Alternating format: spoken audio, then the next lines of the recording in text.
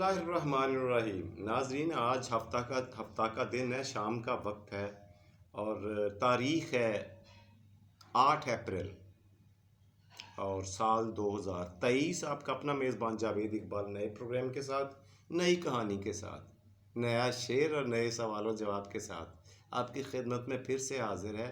आप सब लोगों को मेरी तरफ से अस्सलामु अलैकुम रहमतुल्लाहि व बरकातहू। कैसे आप सब लोग? ठीक हैं, खैरियत से हैं? उम्मीद है खुश व खुर्रम होंगे।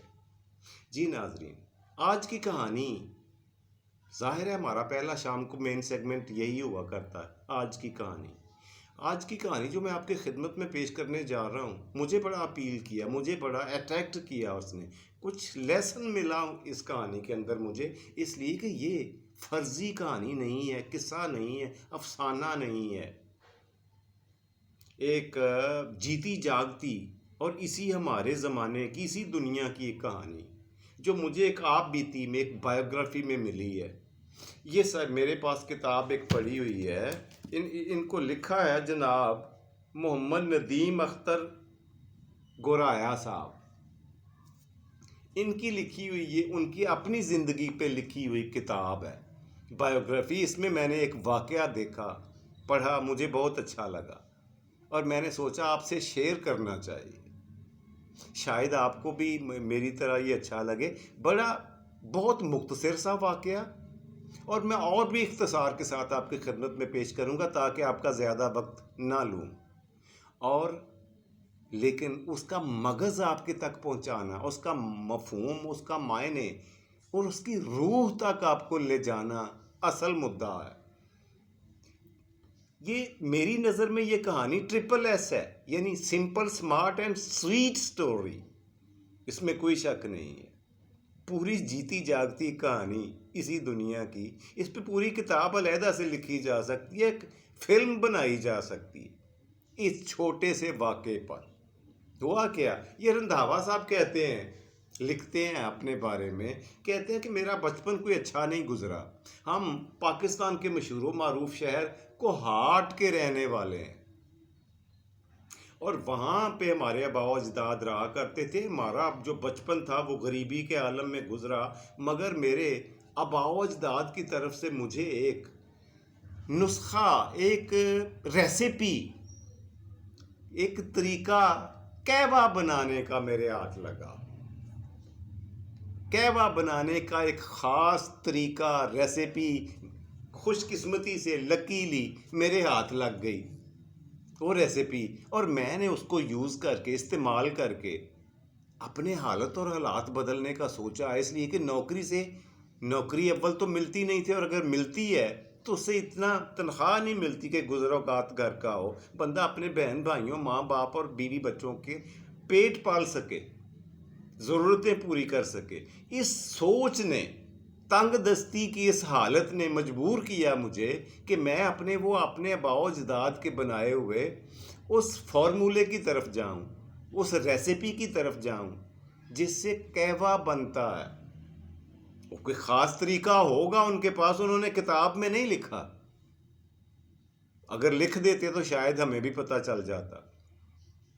खैर, वो कहते हैं कि जी मैंने वो उस रेसिपी के तहत, उस तरीक़ाकार के तहत कहवा बनाना शुरू किया। एक छोटी सी शॉप, एक खोखा, एक ढाबा बना लिया सड़क के किनारे, और सर्दियों का मौसम में कुछ ही दिनों के अंदर अंदर पूरे शहर में मेरे ढाबे का कहवा मशहूर हो गया, तश बाम हो गया। हर बंदे की ज़बान पर इसका चर्चा होने लगा, जो मेरी तवक्को के ही ख़िलाफ़ था। मेरी अकल फहम इसको कबूल करने से आ रही थी। मैं सोच भी नहीं सकता था कि इतने कम अरसे में, इतने थोड़े पैसे लगाकर मैं इतना नाम कमा लूँगा। अब मेरे पास, मैं अपनी बीवी को साथ लगाकर, बहन भाइयों को साथ लगाकर सारा दिन वो कहवा तैयार करता और शाम को 2 घंटे में वो सारा बिक जाता। और देखते ही देखते मेरे पास इतने पैसे आ गए कि मैंने कोहाट में एक शानदार होटल बनवा लिया, और उसकी जो मेन सौगात थी, स्पेशलिटी थी, वो वही कहवा ही था। वो पीने के लिए अब दूसरे शहरों से लोग रुख किया करते थे उस होटल का, जो होटल मैंने अपनी कमाई से बनाया। और इसमें उसकी किस्मत पर का भी बड़ा अमल दखल है। मेहनत तो उसकी अपनी जगह बजा, इसमें कोई शक नहीं, लेकिन इसमें किस्मत का भी बड़ा अमल दखल होता है।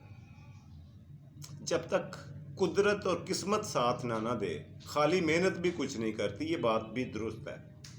खैर, रंधावा साहब लिखते हैं जी कि मैंने अपने होटल से इतना पैसा कमा लिया कि बेहतरीन खूबसूरत अपना घर बनाया, अपने बच्चों को आला तालीम दिलवाई और खुशहाल ज़िंदगी गुजारने लगा। इतना पैसा कमा लिया कि मेरे एक दोस्त ने मुझे मशवरा दिया कि किसी शुमाली इलाका जात में जहाँ 12 महीने सर्दी रहती है, क्योंकि सर्दी के मौसम में कहवे की ज़्यादा डिमांड होती है, तलब होती है, बिक्री होती है, तो ये शुमाली इलाका जात पहाड़ी इलाके पाकिस्तान के, यहाँ तो 12 महीने ही ये मौसम इसी लायक रहता है, तो क्यों ना वहाँ अपनी एक ब्रांच खोली जाए।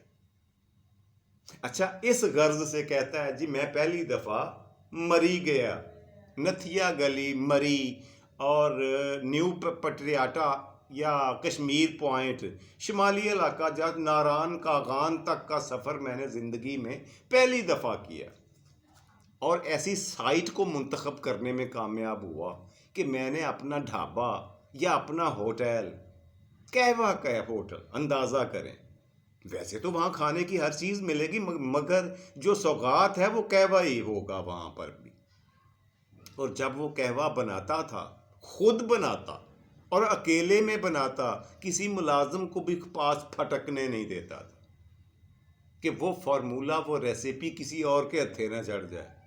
इसीलिए शायद उन्होंने किताब में लिखना मुनासिब नहीं समझा। खैर,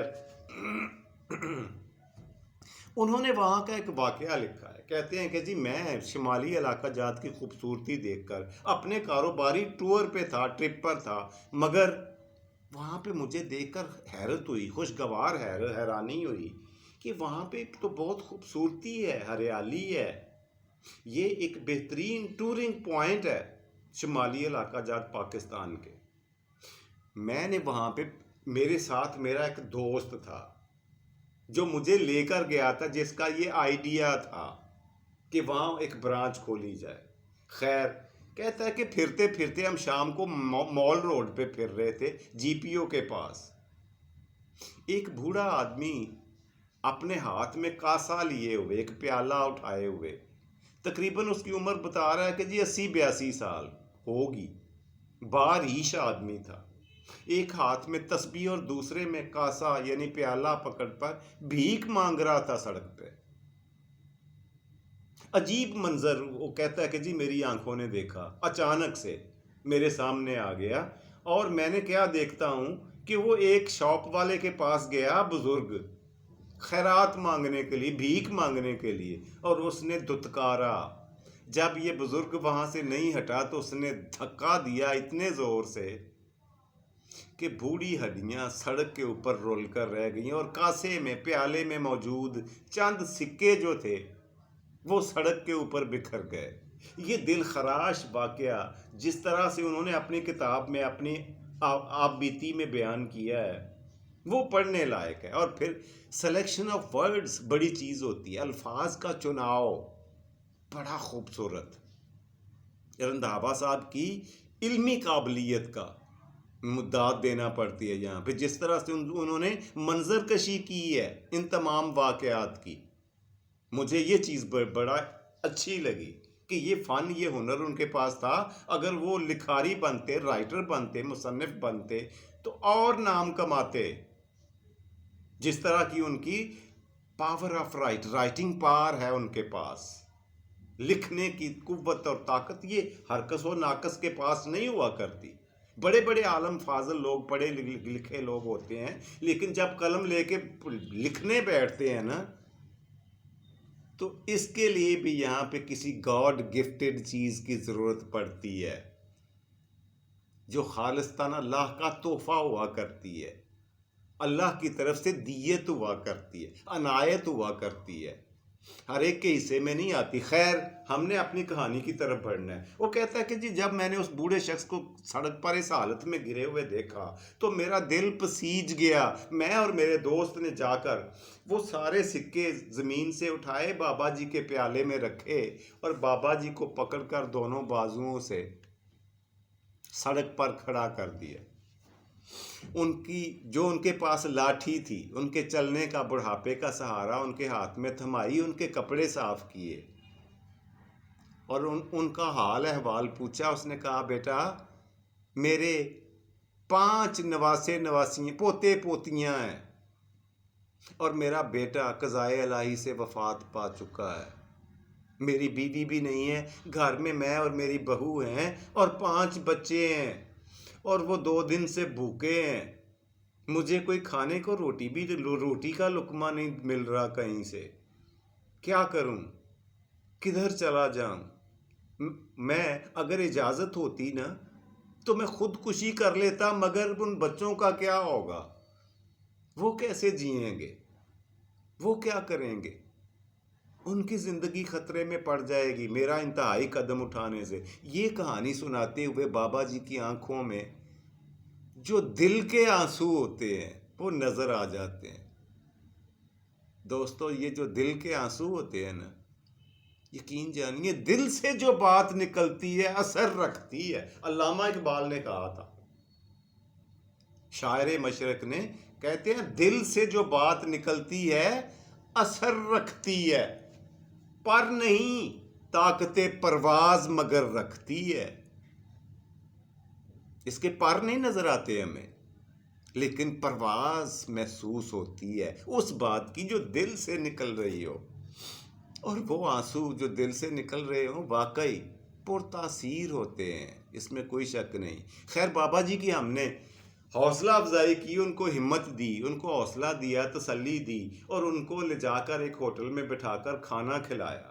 उनसे आप बीती पूछी, उन्होंने अपने सारा फैमिली बैकग्राउंड बताया और फिर मैं और मेरे दोस्त ने एक दूसरे की तरफ देखा। और उस ज़माने में 2000 रुपया बहुत बड़ी अमाउंट हुआ करती थी। मेरे दोस्त ने कहा 2000 मैं देता हूँ, 2 तू दे, 4000 इसको देते हैं, ये इसके 6 महीने की रोटी के लिए काफ़ी हैं। लेकिन मेरे जहन में एक आइडिया आ गया, बैठे के बैठे, मौके के मौके, ऐन वक्त पर मुझे अपने किसी उस्ताद की बात याद आई। अब देखें, यहाँ पर भी उस्ताद प्रिवेल कर रहा है, नमूदार हो रहा है कि रंधावा साहब के भी कोई उस्ताद होंगे, किसी से इन्होंने पढ़ा होगा, क्योंकि इतनी अच्छी पावर ऑफ राइटिंग जो है ये आम आदमी के पास हो नहीं सकती। इसको पॉलिश करने के लिए ये खुदादाद सलाहियत होती है, मगर इसको चमकाने के लिए, पॉलिश करने के लिए किसी उस्ताद की ज़रूरत पड़ती है जो हाथ पकड़कर, उंगली पकड़कर चलना सिखाए लिखने लिखाने की ज़िंदगी में। खैर, कहते हैं मुझे अपने उस्ताद की बात याद आई कि बेटा, ये जो सड़कों पर भीख मांगने वाले लोग होते हैं ना, ये अक्सर औकात इनकी अक्सरियत पेशावर होती है, गदागर होते हैं, इसमें कोई शक नहीं। एक गालिब अक्सरियत इनकी पेशावर होती है, इनका काम यही होता है। मगर हो सकता है एक स्लिम स्मार्ट सा चांस होता है कि कोई वाकई मजबूर हो। इस एंगल को, इस पॉइंट को अपने जहन से कभी स्किप ना करें। अगर आप किसी मांगने वाले को कुछ नहीं दे सकते ना, उसका मांगना आपको बुरा लग रहा है, तो उससे माजरत करें। उसको दुत्कारना, उसको धक्का देना किसी तौर भी आपके शायाने शान नहीं है, आपके लिए रवा नहीं होना चाहिए, आपके लिए अच्छा नहीं है। खैर, वो कहते हैं उस्ताद साहब ने कहा था, बेटा इनमें हो सकता है कोई वाकई ज़रूरतमंद हो और तुम उसको मछली ना देना, यानी खैरात ना देना। अगर वो ज़रूरतमंद है ना, तुम्हें तसल्ली हो जाए, यकीन हो जाए, तो फिर उसको खैरात ना देना, मछली ना देना, बल्कि मछली को शिकार करने का हुनर देना। मैं बाबा जी के साथ हो लिया, दोनों दोस्त उसके साथ उसके घर तक गए। और बाबा जी से ये कहा कि बाबा जी, अगर हम आपको माली मदद करने की बजाय आपका एक ढाबा, एक दुकान, एक खोखा चला दें तो आप काम कर लेंगे? उन्होंने कहा वाई नॉट, मुझे कोई शौक नहीं है मांगने का। भीख मांगना मैं बुरा समझता हूँ, मगर बेटा इस उम्र में मैं कर भी क्या सकता हूँ। हमने कहा बाबा जी आपको काम ही वो बताएंगे जो कर सकते हो, आप इजीली आसानी से कर सकते हो। और वो ये है कि आप घर में कहवा तैयार करेंगे, और वो कहवा एक थर्मस में डालकर, डिस्पोजेबल कप लेकर इसी मॉल रोड पर फिरेंगे और वादा करें कि किसी से भीख नहीं मांगेंगे आज के बाद। और अगर आपके पास कोई भीख मांगने के लिए आए तो उसको दुत्कारेंगे भी नहीं, उसको धक्का नहीं देंगे। उसने वादा किया बुजुर्गवार ने। अब क्या किया कि इनके पास जो 4,000 रुपया था, इन्होंने एक थर्मस लिया, कप, डिस्पोजेबल कप लिए, और कहवे का इंग्रेडिएंट्स यानी अज्जा जो ज़रूरियात थी कहवा बनाने की, वो ख़रीदी और बाबा जी के घर ले आए एक गठली बना के। बाबा जी से कहा बाबा जी ये है आपकी दुकान, ये है आपका कारोबार, और ये देखें मैं आपकी आंखों के सामने मैं आपको कहवा बना के दिखाता हूँ। बाबा जी को कहवा बना के दिया, पहले दिन खुद उस थर्मस में, बड़े साइज के थर्मस में डाला और डिस्पोजेबल कप देकर उनको मॉल रोड की तरफ भेजा। वो कहते हैं कि जी हम वहाँ पे होटल में ठहरे हुए थे, हम भी बगौर जायज़ा लिया करते थे रोज़ाना बाबा जी का। बाबा जी की आज की बिक्री और, कल की और, परसों की और एक हफ्ते के अंदर बाबा जी, वही बाबा जी एक अच्छी खासी चलती हुई दुकान से ज़्यादा कमाई करने लग गए। और हमने फिर मुनासिब यही समझा कि अब इन्हें, इनके सामने होकर इनको शर्मिंदा करने की बजाय हमें चुपके से अपने घर को हो लेना चाहिए। अब ये जाने और इनका काम। अच्छा, कई सालों के बाद रंधावा साहब कहते हैं कि कुछ सालों के बाद मैं फिर गया वहाँ पे शुमाली इलाका जात पहाड़ी इलाकों में, तो नथिया गली के करीब मुझे एक लोगों ने बताया कि एक कहवा पॉइंट है बहुत मशहूर मारूफ, मरी के शुमाली इलाका जात के सारे लोग वहाँ, सयाह टूरिस्ट वहाँ पे, इवन जो फॉरनर्स हैं, गैर मुल्की सयाह वहाँ पे कहवा पीने आते हैं। मैंने कहा यार देखो चलते हैं हम भी, और हम सा भी कोई है। कहते हैं कि मुझे बड़ी दिलचस्पी हुई इसलिए कि ये मेरा अपना प्रोफेशन था। मैं और मेरे दोस्त अपनी गाड़ी में बैठकर सीधा नतिया गली पहुंचे और वहाँ पे उस होटल का पता पूछते हुए वहाँ जब पहुँचे तो काउंटर पे हमें बैठी हुई जो शख्सियत नज़र आई, उसको देखकर हम वर्ता हैरत में गुम हो गए। ना ज़मीन पर ना आसमान पर। समझ नहीं आ रही थी कि हमें खुश होना चाहिए या गमज़दा, हमें हंसना चाहिए या रोना चाहिए। हमारी आंखों में आने वाले आंसू पता नहीं खुशी के थे या अफसुर्दगी के। वही बाबा जी काउंटर पे बैठे हुए थे और बकायदा सेठ लोगों जैसा लिबास जेबे तन किए हुए थे। हमने जाकर सलाम अर्ज किया। बाबा जी ने फौरन पहचान लिया, उठकर खड़े हो गए अपनी सीट से और मुझे अपनी बगल में दबाकर मेरा सर और माथा चूमा, मुझसे प्यार किया, गले मिले और मेरा हाथ ही नहीं छोड़ रहे थे। उसने कहा बेटा कहाँ रह गए थे तुम? मैंने कहाँ तुम्हें तलाश नहीं किया। शुमाली इलाका जात पहाड़ी इलाके में कहीं भी आपका सुराग नहीं मिला मुझे। आप अपना एड्रेस नहीं देकर गए थे इसलिए कि मैं बाहर सूरत आपसे मुलाकात का शर्फ हासिल करना चाह रहा था, आपसे मिलना चाह रहा था, आपका शुक्रिया अदा करना चाह रहा था और आपका दिया हुआ कर्ज वापस करना चाह रहा था। जो सामान आपने मुझे दिया था पहले दिन, वो आपका थर्मस, वो आपके डिस्पोजेबल कप, वो आपका मटेरियल कहवे का, वो आज भी मैंने अमानतन रखा हुआ है अलहदा से और अपने पोतों को बताया हुआ है कि इस होलिये का एक बंदा आएगा, उसको ये सारा कुछ, अगर मैं मर चुका हुआ तो ये उसके हवाले कर देना। तो रंधावा साहब लिखते हैं कि जी वो दिन मेरी जिंदगी का खूबसूरत तरीन और यादगार तरीन दिन है जब ये मंजर मेरी आंखों ने जीते जागते देखा और एक भिखारी की एक भीख मांगने वाले की जिंदगी को बदलते हुए देखा।